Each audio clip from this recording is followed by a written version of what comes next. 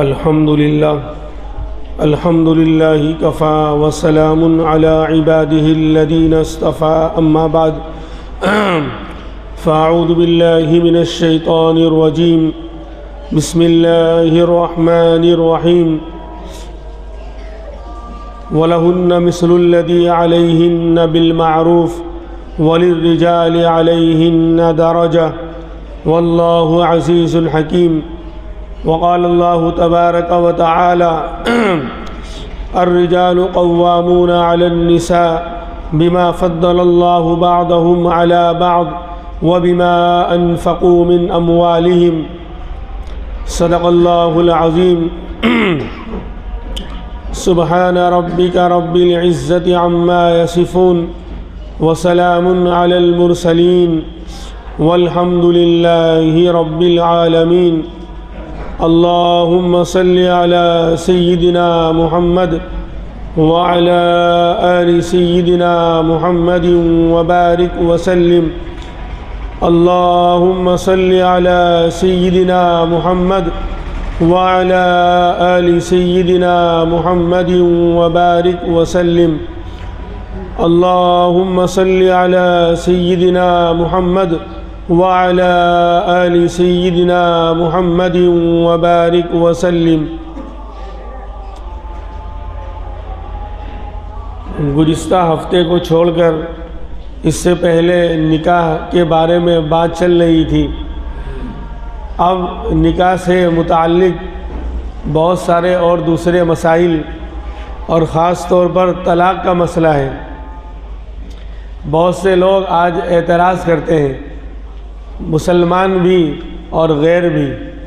مسلمان خود مسلمان ہونے کے باوجود، نبی کا کلمہ پڑھنے کے باوجود اسلام پر اور اسلام کی شاندار اور بہترین تعلیم پر اعتراض کرتے ہیں۔ کیا نکاح کرنے کے لیے تو بہت سارے پاپڑ بیلنے پڑتے ہیں دنیا بھر کے۔ نکاح بولے آسانی سے نہیں ہوتا، کہ تیاریاں ہوتی ہیں اور لڑکی کو دیکھنا ہوتا ہے، رشتہ طے کرنا ہوتا ہے، اس کے بعد مہر طے کرنا ہوتا ہے اور مجلس نکاح منعقد کی جاتی ہے، اور اس میں جو ہے 2 گواہ ہوتے ہیں اور ایجاب و قبول ہوتا ہے، وکیل ہوتا ہے۔ باقاعدہ ایگریمنٹ اور معاہدہ مرد عورت کے درمیان ہمیشہ کے لیے ساتھ نبھانے کا ہوتا ہے۔ مطلب گواہی بھی ضروری ہے اور مجلس نکاح بھی ضروری ہے اور مہر بھی ضروری ہے، یعنی بہت سارے لوازمات سے گزرنے کے بعد نکاح وجود میں آتا ہے اور دونوں کی رضامندی سے وجود میں آتا ہے۔ لڑکا بھی راضی ہو اور لڑکی بھی راضی ہو تب جا کے نکاح ہوتا ہے۔ لیکن اس رشتے کو ختم کرنے کے لیے، نکاح کو ختم کرنے کے لیے اور طلاق دینے کے لیے کچھ بھی کرنے کی ضرورت نہیں ہے،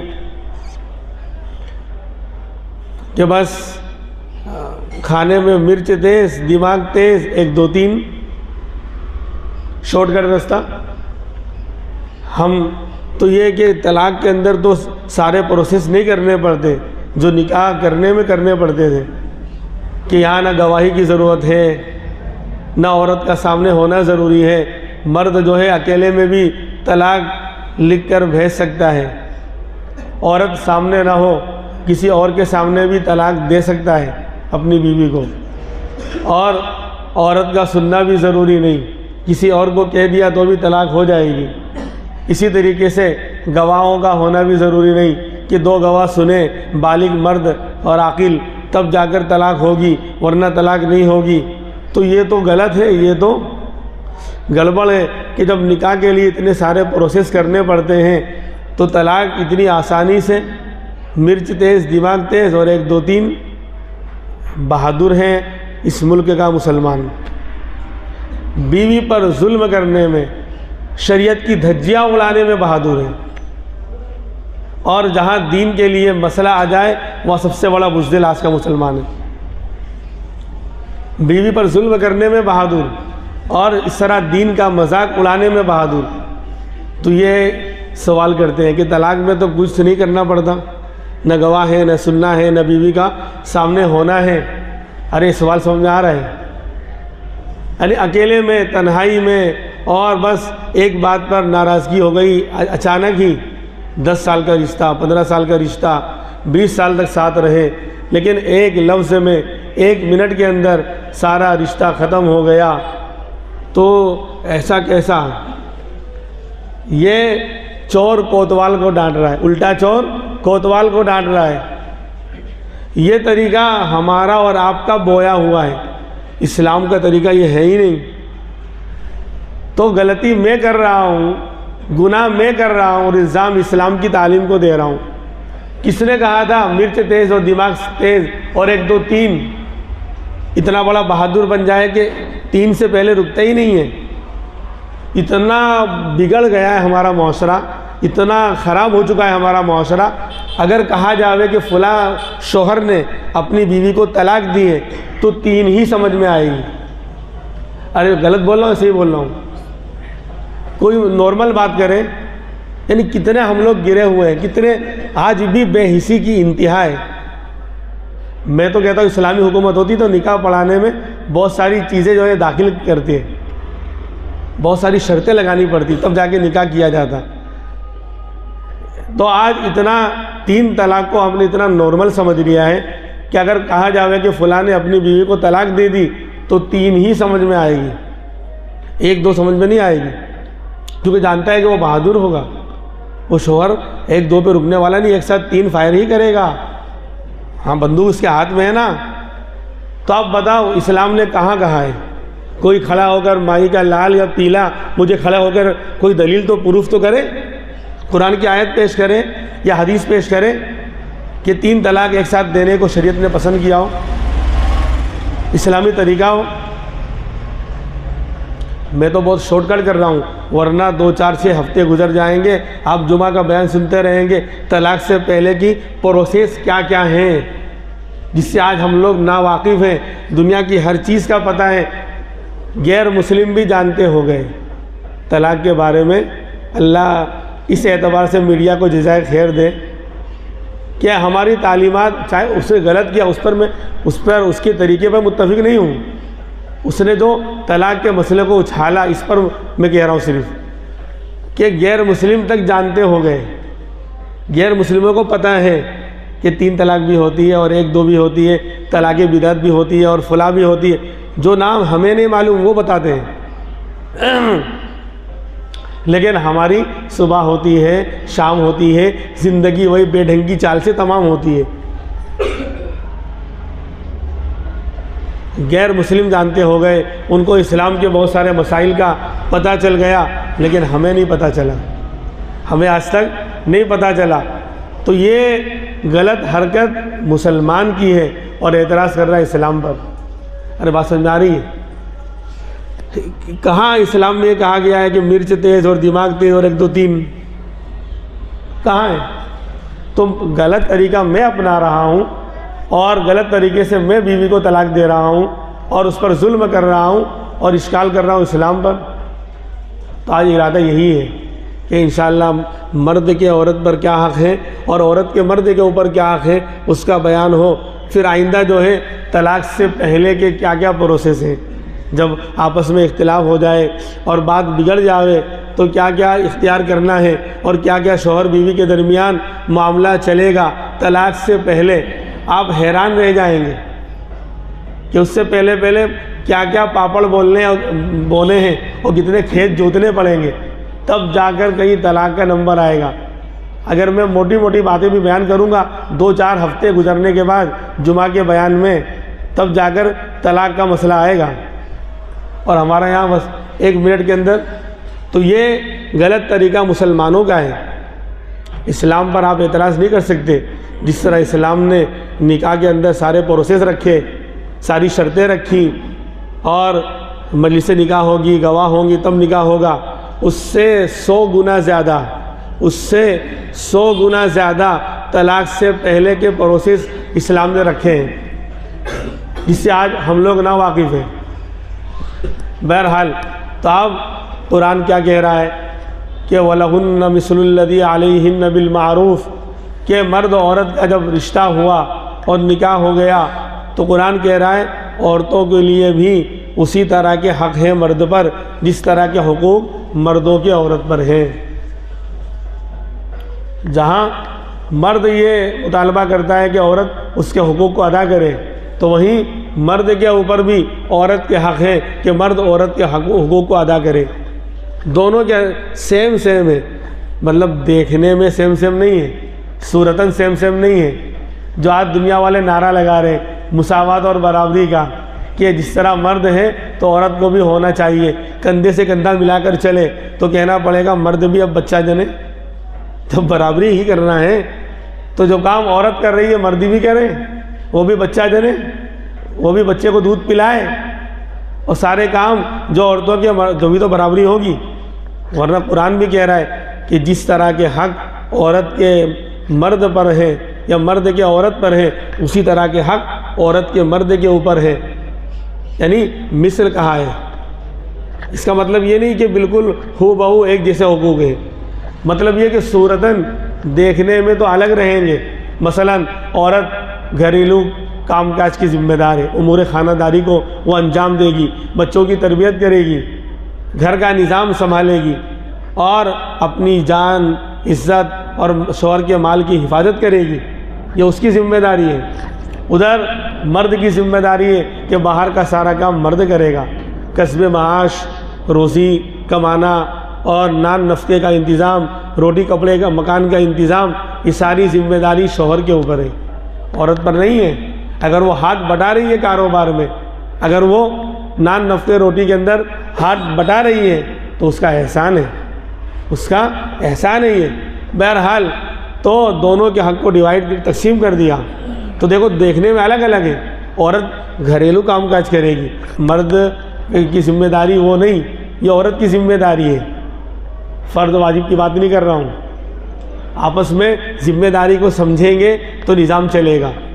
تو گھریلو نظام، امور خانہ داری عورت کے حوالے ہے، بچوں کی تربیت کرنا اور جان مال کی حفاظت کرنا، اپنی عزت کی حفاظت کرنا، شوہر کی وہ عزت ہے، لہذا یہ عورت کی ذمہ داری ہے۔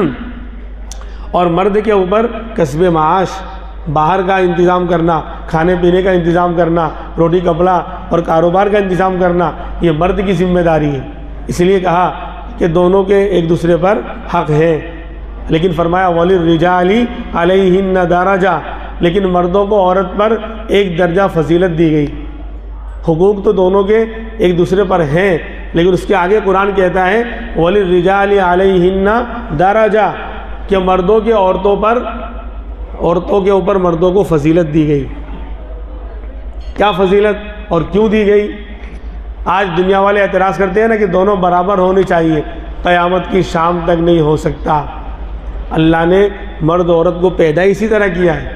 عورت فطری طور پر کمزور ہے، عورت فطری اور پیدائشی طور پر کمزور ہے مرد کے مقابل میں، تو بھاری اور مضبوطی کے کام اور بڑے کام، محنت مشقت کے باہر کے کام، یہ عورت کی طبیعت اور اس کی جسم اور بناوٹ کے بالکل خلاف ہے۔ ورنہ اللہ اس کو اس طرح بنا کر پیدا نہ کر دے، یہ تو خدا کی خدائی پر اعتراض ہوگا۔ اگر کوئی کہے گا نہیں دونوں برابر ہونے چاہیے، تو میں نے جو شروع میں کہا کہ پھر تم بھی بچہ جنو، دودھ پلاؤ، تم بھی بستر بنو، لا حول ولا قوت الا باللہ، جو کام عورت کر رہی ہے تم بھی کرو۔ خیر، تو اللہ نے مرد و عورت کو پیدا اسی طرح کیا ہے کہ بھاری اور مضبوط کام مرد کر سکتا ہے، اس کا جسم اس طرح اللہ نے بنایا ہے۔ عورتوں کے مقابل میں، یعنی پوری عورتوں، جن سے عورت کے مقابلے میں جن سے مرد مضبوط اور پاورفل اور طاقتور ہوتے ہیں۔ اس کا مطلب کوئی کہے کہ فلانی عورت جو ہے، کوئی فرد عورت کا طاقتور ہو سکتا ہے جم جا کر، لیکن پوری عورت کی جو ذات ہے، عورت کی ذات مرد کی ذات کے مقابل میں کمزور ہے، اللہ نے بنایا اس طرح ہے۔ بہرحال تو قرآن نے یہاں پر یہ اشارہ کیا وَلِلرِّجَالِ عَلَيْهِنَّ دَرَجَةٌ، کہ مردوں کو عورت پر فضیلت دی گئی۔ اب کیا فضیلت، کیا درجہ بڑھایا گیا؟ دوسری آیت میں قرآن کہہ رہا ہے، 5ویں پارے میں چلتے ہیں۔ الرجال قوامون علی النساء، الرجال قوامون علی النساء، مرد و عورت پر قوام یعنی حاکم ہے، مردوں کو عورتوں پر حاکم بنایا گیا۔ سارے اشکالات بھی دور کروں گا. بولے حاکم بنایا ہے, عورتیں سنیں گی تو ناراض ہوں گی. اصل میں دنیا کا نظام آپ دیکھ لیں, کوئی بھی تنظیم, کوئی بھی جماعت, کوئی بھی اجتماعی نظام جہاں ہوتا ہے تو وہاں اس کا ایک بڑا ہونا ضروری ہے, اس کا سردار اور اس کا ذمہ دار ہونا ضروری ہے. ملک ہے, پورا ملک ایک ہے تو ملک کا سربراہ, حاکم اور سردار کا ہونا ضروری ہے جو پورے ملک کو چلائے. گاؤں ہے, گاؤں کا کیا مکھیا اور سربراہ کا ہونا ضروری ہے, حاکم کا ہونا گاؤں میں ضروری ہے, جس کو مکھیا کہا جاتا ہے تو اس کو سرپنچ طے کیا جاتا ہے. اسی طریقے سے کوئی بھی جماعت ہے, کوئی بھی تنظیم ہے, چاہے دینی جماعت ہو کہ دنیاوی جماعت ہو, ان کا کوئی بڑا اور ذمہ دار کا ہونا ضروری ہے. اس کے بغیر اجتماعی نظام نہیں چلا کرتے. اسی لیے ہر جماعت کے ایک لیڈر اور امیر اور حاکم ہوتے ہیں, سب ان کی بات مانتے ہیں, ان کو بڑا بنایا جاتا ہے.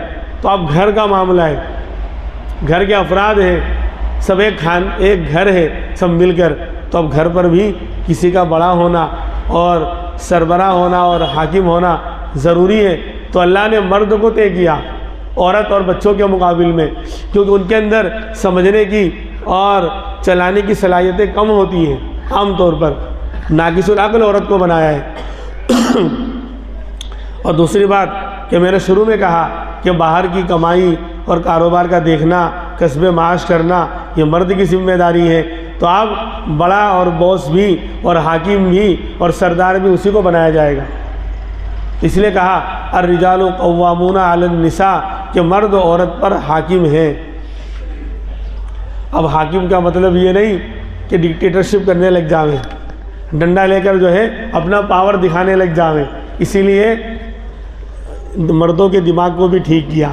فرمایا وعاشروہن بالمعروف, عورتوں کے ساتھ معروف اور اچھے طریقے پر ان کے ساتھ رہنے کا انتظام کرو, زندگی گزارو عورتوں کے ساتھ معروف اور اچھے طریقے پر, ظالم بن کر نہیں. تم کو بڑا بنایا ہے, تمہارے اندر صلاحیت ہے, اس لیے گھر کا نظام چلانے کے لیے, تم اپنا پاور دکھانے کے لیے نہیں. وعاشروہن بالمعروف, ان کے ساتھ بھلائی کا معاملہ کرو, اچھائی کے ساتھ رہو. خیر, اب مرد کو حاکم کیوں بنایا گیا؟ دو وجہ سے. ایک تو غیر اختیاری, اللہ نے ایسا بنایا ہی ہے مرد کو. کیا؟ بما فضل اللہ بعضهم علی بعض, اس لیے مرد حاکم ہے کہ اللہ نے ان میں سے بعض کو بعض پر فضیلت دی. بڑا اللہ نے خود بنایا ہے, بعض کو بعض پر, یعنی مرد کو عورت پر. یہاں پر مرد کو عورت کا بعض اور عورت کو مرد کا بعض اور جز کہا, یعنی بتانا تم دونوں ایک ہی ہو. یہ نہیں کہا کہ مرد کو عورت پر فضیلت دی, بلکہ کیا کہا بعض کو بعض پر, یعنی ایک جز کو دوسرے جز پر. بعض کے معنی جز کے آتے ہیں, پارٹس کے آتے ہیں. یعنی یہ اشارہ قرآن کتنی گہرائی کے ساتھ اشارہ کر رہا ہے, اور یہ بتا رہا ہے کہ تم دونوں ذات کے اعتبار سے الگ ہو, لیکن گویا دونوں ایک ہو اور ایک دوسرے کا پارٹس اور جز ہو. جیسے بدن کے اعضاء ہوتے ہیں ہمارے, سر ہے, پیر ہے, دل ہے, دماغ ہے, ہاتھ ہے, یہ پورا مل کر بدن بنتا ہے, جسم تیار ہوتا ہے. لیکن آپ جانتے ہیں کہ دماغ اور دل کا مقام سب سے اعلیٰ ہے سارے اعضاء میں. ہاتھ کے مقابل میں دل, ہارٹ, یہ کیا کہتے ہیں, بڑا اہم عضو ہے. لیکن اس کا مطلب یہ نہیں کہ ہاتھ بیکار ہے, ہاتھ کی ویلو نہیں ہے. لیکن ہاتھ کے مقابل میں اللہ نے دل کو اور دماغ کو جو ہے اعلیٰ بنایا, افضل بنایا. لیکن اس سے یہ ثابت نہیں ہوتا کہ ہاتھ بیکار ہے, پاؤں بیکار ہے.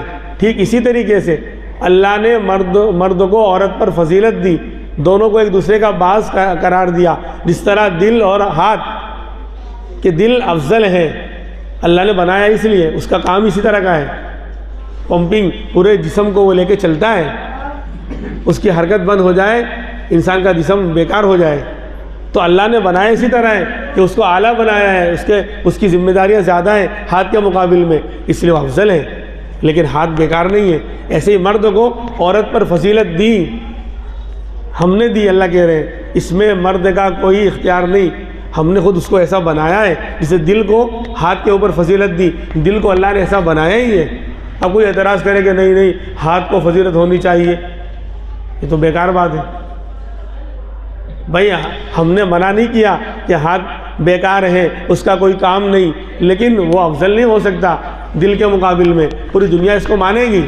ایسے ہی مرد کو عورت پر فضیلت دی اللہ نے دی ہے، اس میں ہمارے اور آپ کا کوئی رول اور کوئی کردار نہیں ہے، اللہ نے بنایا ایسا ہے کہ مرد افضل ہے عورت پر۔ ایک تو یہ غیر اختیاری فضیلت کہ اللہ نے بنایا اسی طرح ہے، لہذا ماننا پڑے گا، اور دوسرا وہ بما انفقوا من اموالہم، کہ مرد کو افضل اور حاکم اس لیے بنایا کہ وہ اپنے مالوں میں سے عورتوں پر خرچ کرتے ہیں۔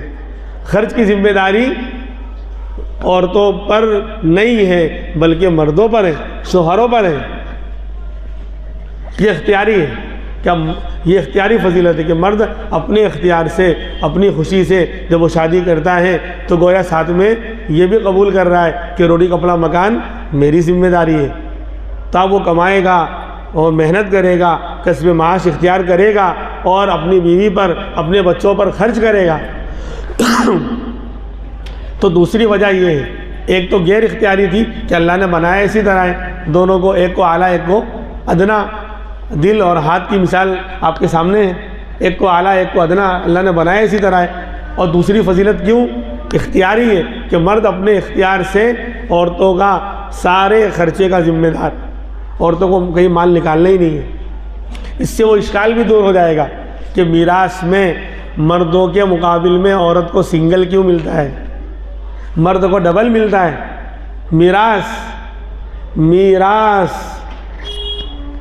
میراث کا ہی ہمارا انتقال ہو چکا ہے۔ سارے فرائض میں، سارے جتنے بھی فرائض ہیں، اگر سب سے زیادہ کوئی فرض آج امت سے چھوٹ رہا ہے، پامال ہو رہا ہے، تو وہ میراث کا مسئلہ ہے۔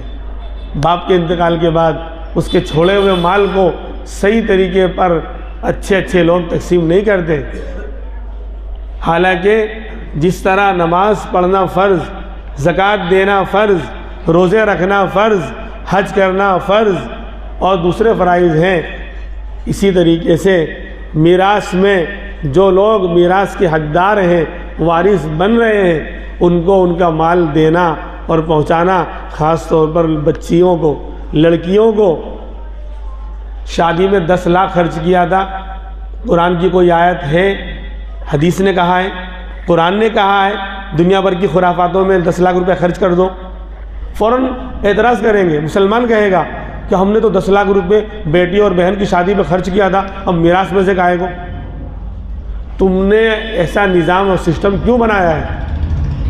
لینے دینے کا اتنا نظام اور سڑا ہوا سسٹم کیوں بنایا ہے؟ کرو تم اور بھگتے اسلام۔ مسلمانوں کی غلط حرکتیں اسلام پر کیوں آئیں گی؟ جو کام میں نے کیا نہیں وہ میرے اوپر کیوں آئے گا؟ خالد بھائی نے کسی پر ظلم کیا تو حامد بھائی ذمہ دار کیوں ہوں گے؟ تو دنیا بھر کی خرافتیں ہم لوگ کر رہے ہیں اور جہیز ہم لوگ لے رہے ہیں، دے رہے ہیں، اور دنیا بھر کی غلط خرچے، فضول خرچیاں ہم لوگ کر رہے ہیں، اور اعتراض اسلام پہ کریں گے تو یہ تو اللہ کی اور پکڑ ہوگی۔ اللہ پر اعتراض، اسلام کو بدنام کر رہے ہیں۔ آج ہزاروں لاکھوں مسلمان آج غیروں کو اسلام میں داخل ہونے سے رکاوٹ بنے ہوئے ہیں۔ ان کی غلط حرکتیں، غلط عمل، شادی بیاہ کے رسم و رواج اور کیریکٹر لیز باتیں، ہر زبان پہ ہر لفظ میں گالی، جہاں نہیں بولنا ہے وہاں بھی گالی، نہ بولنے کا ڈھنگ، نہ ادب، نہ بڑوں کا ادب، کچھ نہیں۔ تو بولے جہاں سے بھی گالی شروع ہو نا بات میں، اور جہاں چھوٹے بڑوں کا ادب نہ کر رہے ہو تو سمجھ جانے کا یہ مسلم علاقہ ہوگا۔ یہ چھاپ ہو گئی ہماری، یہ پہچان بن گئی ہماری۔ خیر یہ الگ ٹاپک ہے۔ تو بہرحال میں یہ عرض کر رہا تھا کہ وہ میراث میں جو لڑکیوں کو سنگل ملتا ہے، دیتے کہاں ہے لیکن ملتا ہے، یہ اور باتیں ہم دیتے نہیں ہیں الا ماشاء اللہ ہزاروں لاکھوں میں 2-4 نکلیں گے جو صحیح طریقے پر میراث کو تقسیم کرتے ہیں۔ خیر تو یہ اشکال بھی دور ہو گیا کہ سنگل کیوں دیا، مرد کو ڈبل کیوں دیا؟ اس لیے دیا سنگل اور مرد کے مقابل میں آدھا عورت کو خرچ کرنا ہی نہیں ہے. جو آدھا ملا ہے وہ بھی جیب میں رکھنا ہے سنبھال کر. کیوں؟ لڑکی پیدا ہوئی باپ کی ذمہ داری ہے. کس کی ذمہ داری ہے؟ اب لڑکی پیدا ہوئی اس کا خرچہ، اس کا سارا انتظام، روٹی کپڑا مکان باپ کے ذمہ ہے. بالغ ہو جائے تب بھی، اور یہاں تک کہ جب تک اس کی شادی نہ ہو جائے تب تک وہ باپ کی ذمہ داری میں ہے. شادی ہو گئی شوہر کے ذمے میں. ہر چیز کا خیال رکھنا، نان نفع روٹی کپڑا مکان کا ہر چیز کا خیال رکھنا شوہر کے ذمے ہے. شوہر نہیں رہا تو، یا آگے بڑی عمر ہو گئی اور شوہر نہیں رہا تو اگر اولاد بڑی ہو گئی تو ماں ہے تو اولاد کی ذمہ داری ہے. اولاد نہیں ہے تو بھائی اگر ہے، بالغ ہے، عاقل ہے، بڑا ہو کہ چھوٹا ہو لیکن یعنی عاقل بالغ ہے. بہن بڑی تھی، بھائی 30 سال کا ہے، بہن 50 سال کی ہے، لیکن عاقل بالغ تو ہے، تو بھائی کی ذمہ داری ہے. اگر شوہر نہیں ہے، بیٹا نہیں ہے، باپ نہیں ہے تو بھائی کی ذمہ داری ہے. یہ چاروں بڑے بڑے اس کے قلعے ہیں اس کی حفاظت کرنے والے: باپ، شوہر، بھائی، بیٹا. اور عام طور پر ان چاروں میں سے کوئی نہ کوئی رہتا ہے. لیکن کبھی کوئی ناگہانی حادثہ پیش آ جائے، اولادی نہیں تھی اور شوہر کا بھی انتقال ہو گیا اور باپ بھی نہیں ہے، بھائی بھی نہیں ہے، تو کہا سنگل دے دو، میراث میں سنگل اور آدھا دے دو کہ ایمرجنسی اس طرح کی آ جاوے تو عورت اپنا خرچہ چلا سکے. اس لیے آدھا دینے کو کہا. سمجھ رہے ہیں بات؟ بہرحال تو مرد کو اللہ نے حاکم بنایا. ایک وجہ تو یہ ہے کہ اللہ نے غیر اختیاری طور پر مرد کو بنایا اسی طرح ہے، اور دوسری وجہ کہ مرد اپنے مالوں سے بیویوں پر خرچ کرتے ہیں. تو وہ اشکال بھی دور ہو گیا کہ میراث میں سنگل کیوں دیا جاتا ہے، اس کے اوپر خرچ کرنے کا آتا ہی نہیں ہے. کبھی ایمرجنسی میں آیا تو کم سے کم سنگل تو رہے گا، میراث میں ملا ہوا مال باپ کی یا بیٹے کی یا شوہر کی میراث میں تو وہ لے کر خرچ کر سکے. بہرحال اب آگے بڑھیے. پھر فرماتے ہیں فالصالحات قانتات حافظات للغیب بما حفظ اللہ. شوہر کے ذمے خرچہ تھا، نان نفقہ تھا، وہ انتظام کر رہا ہے، سارا خیال رکھتا ہے بیوی کا، بچوں کا. تو اب عورت کی ذمہ داری ہے کہ وہ بھی گھر کا انتظام اچھی طرح چلائے، امور خانہ داری کو اچھی طرح انجام دے، بچوں کی اچھی تربیت کرے اور خود بھی نیک اور پاک دامن رہے تاکہ بچوں کے اوپر اس کا اثر پڑے. کیونکہ سب سے پہلا مدرسہ ماں کی گود ہے، ماں کی آغوش ہے. لہذا عورت نیک ہوگی اور با حیا ہوگی، پردے والی ہوگی اور صالحہ ہوگی اور نمازوں کی پابندی کرنے والی ہوگی، ذکر و تلاوت کرنے والی ہوگی تو اولاد پہ اثر پڑے گا. اولاد خود بخود نیک اور دیندار بنے گی. تو آگے قرآن یہ کہہ رہا ہے لہذا جو عورتیں نیک ہوتی ہیں. اب آگے دو قسمیں عورتوں کی آئیں گی، ایک نیک ہے اور ایک نافرمان ہے. تو فالصالحات، جو عورتیں صالح ہوتی ہیں، نیک ہوتی ہیں، وہ اپنے شوہر کی حاکمیت کو مانتی ہیں کہ میرا شوہر بڑا ہے، حاکم ہے، اس لیے وہ اپنی نہیں چلاتی. سارے مسئلے میں شوہر سے مشورہ کریں گی اور شوہر کی بات پتھر کی لکیر اور فائنل ہوگا. اور جن گھروں میں باپ بڑا ہوتا ہے، مرد بڑا ہوتا ہے، شوہر بڑا ہوتا ہے، وہاں کا نظام شاندار ہوتا ہے. اور جہاں الٹی گنگا بہنے لگ گئی، عورت حاکمہ بن گئی، عورت جو ہے اپنے آپ کو اوپر اس نے کر لیا، اس گھر کا نظام درہم برہم ہو جاتا ہے. آپ دیکھو گے مرد نیک تھا، ہزاروں مثالیں آپ کو ملیں گی.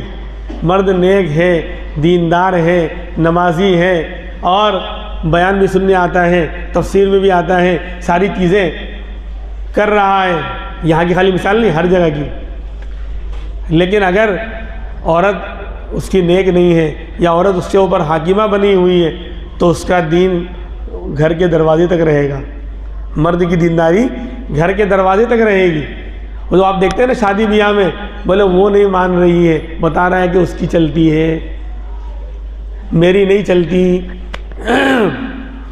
کہ گھر میں یہ ہو رہا ہے. بولے سمجھاؤ حاجی صاحب ماشاءاللہ آپ تو نیک ہیں, پہلی سب میں نماز پڑھنے والے ہیں اور تہجد کے پابند ہیں, آپ پر تعجب ہو رہا ہے.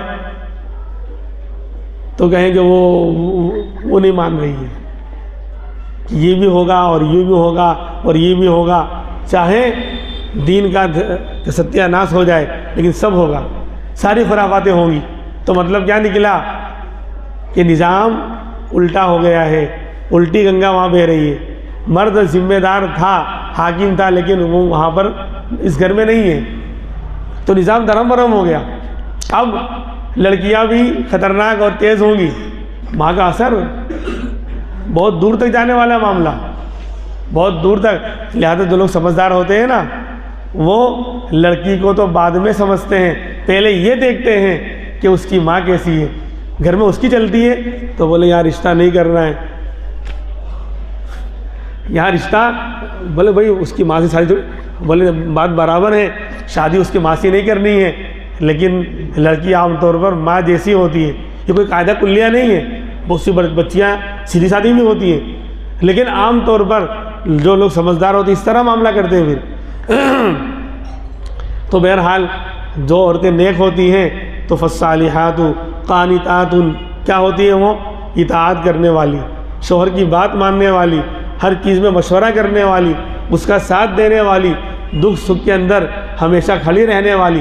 قانتات اور حافظات للغیب, اور شوہر کی غیر موجودگی میں جب وہ غائب ہے, باہر گیا ہوا ہے, کاروبار میں مشغول ہے, تو حافظات للغیب بما حفظ اللہ, کیا جن چیز کو اللہ نے محفوظ رکھا ہے, جان مال عزت آبرو, ان تمام کو وہ محفوظ رکھنے والی ہوتی ہے. شوہر کے مال کی بھی حفاظت کرتی ہیں, اور اس کے گھر کی بھی, اولاد کا بھی خیال رکھتی ہیں, اور اپنی عزت اور آبرو کا بھی خیال رکھتی ہیں, کیونکہ یہ بھی اس کی عزت شوہر کی عزت ہے, اس کی عزت شوہر کی عزت ہے. تو حافظات للغیب بما حفظ اللہ. تو نیک عورتوں کا تو معاملہ یہ ہے کہ وہ شوہر, کیا فرمایا پہچان, اذا رأیتہا سرت کا, فرمایا رسول اللہ صلی اللہ علیہ وسلم نے کہ شوہر کی جب نگاہ اس عورت پر پڑے وہ اس کو خوش کر دے ہوئے, خوشی کے ساتھ اچھے انداز میں اسماعیل بھائی کو بلا کر ملاقات کرے. ارے انگلش کا بولا ہے اسماعیل, یعنی ہنستے ہوئے.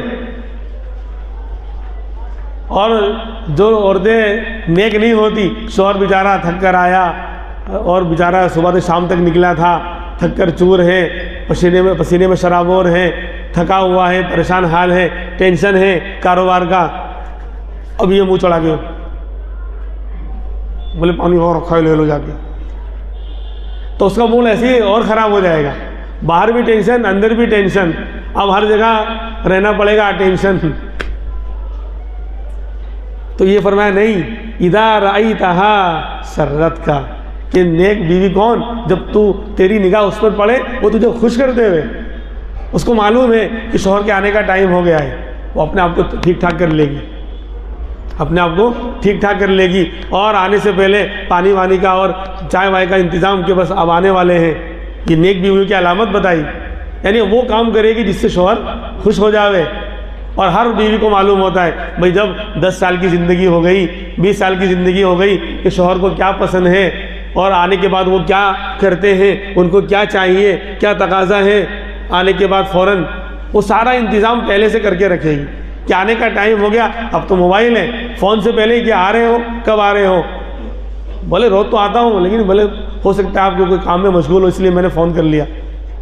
تو اس طرح اذا رأیتہا سرت کا, اور وَإِذَا أَمَرْتَهَا أَطَاعَتْكَ, اور جب تو کوئی بات کا حکم کرے اور تیری بات مانے, کسی بات کا تو اس کو حکم دے ہوئے کہ دوسری بات کہ تو وہ تیری بات ماننے والی ہو.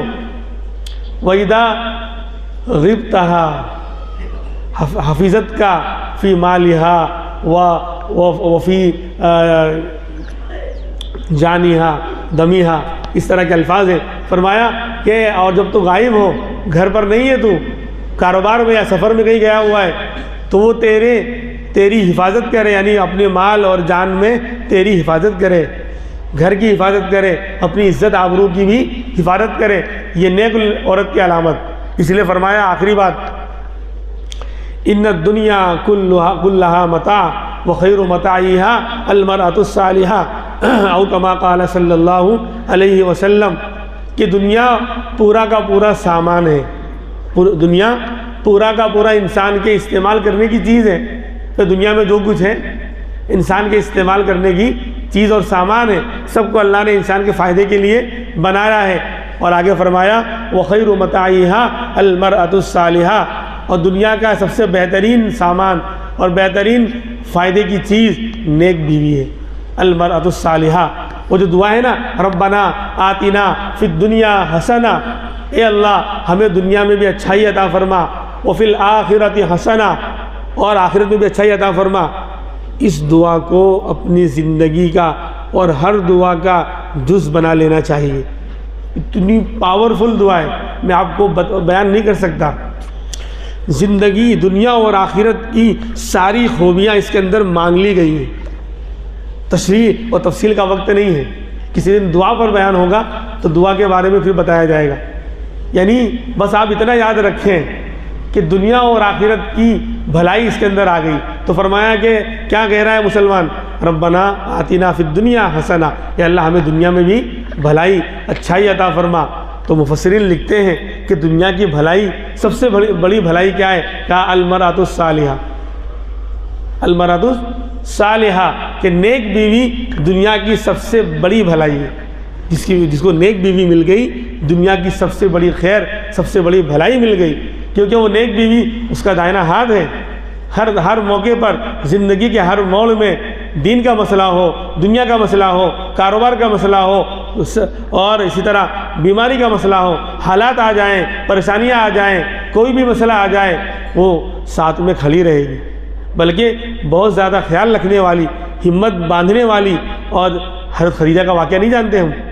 اللہ کے رسول کو اس لیے تو مسئلہ نکلا کہ آپ نے شروع میں آپ گھبرا گئے تھے جب فرشتے نے پہلی مرتبہ آپ کو پکڑ کے دبایا تھا اور کہا تھا اقرأ بسم ربک الذی خلق، آپ گھبرا گئے تھے، گھر گئے اور کہا زملونی زملونی، کانپ رہے تھے، آپ تڑپ رہے تھے، اور پورا بدن آپ کا کانپ رہا تھا، اور کہا کہ مجھے کمبل اڑاؤ، چادر اڑاؤ، مجھے لگتا ہے میں بچوں گا نہیں، میرا انتقال ہو جائے گا۔ امام الانبیاء اللہ کے رسول کا یہ حال، کس نے ساتھ دیا؟